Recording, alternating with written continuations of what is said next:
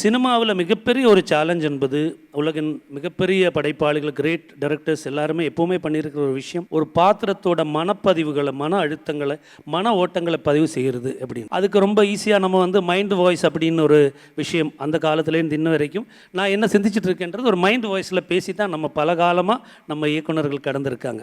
இந்த mind voice எல்லாம் இல்லாமல் ஒரு பாத்திரத்தோட மன ஓட்டம் எப்படி இருக்குன்றது பதிவு பண்ணுறது ஒரு இயக்குனருக்கு மிக மிக சவாலான ஒரு விஷயம். அந்த இடத்துல தான் ஒரு இயக்குனரோட முத்திரையாக இருக்கும். வசந்த பாலனோட பெரும்பாலான படங்களில் அந்த பாத்திரத்தோட மன அழுத்தங்கள் நம்மளுக்கு தெரியும், எதுவுமே பேசாமல். உதாரணத்துக்கு வெயிலில் நீங்கள் பார்த்தீங்கன்னா அந்த பாத்திரம் சின்ன வயசுலேயே ஊற விட்டு போய் ரொம்ப காலத்துக்கு அப்புறம் தன்னுடைய வீட்டுக்கு திருப்பி வரும்போது தன்னுடைய உறவினர்கள், தங்கை, இதெல்லாம் தன்னுடைய சொந்தம்னே அவனுக்கு தெரியாத அளவில் ஒரு ரொம்ப அந்நியனா அந்த வீட்டில் நிற்கவா போகவான்னு தெரியாமல், போக்கிடம் இல்லாமல் அந்த இடத்துல அந்த ஆள் நிற்கிற அந்த மன அழுத்தம் நீங்கள் ஒரு வார்த்தை கூட பேசாமல் அதை பதிவு பண்ணியிருப்பார். அது பயங்கரமாக நம்மளை பாதிக்கும். அந்த பாத்திரத்தோட மன அழுத்தம்.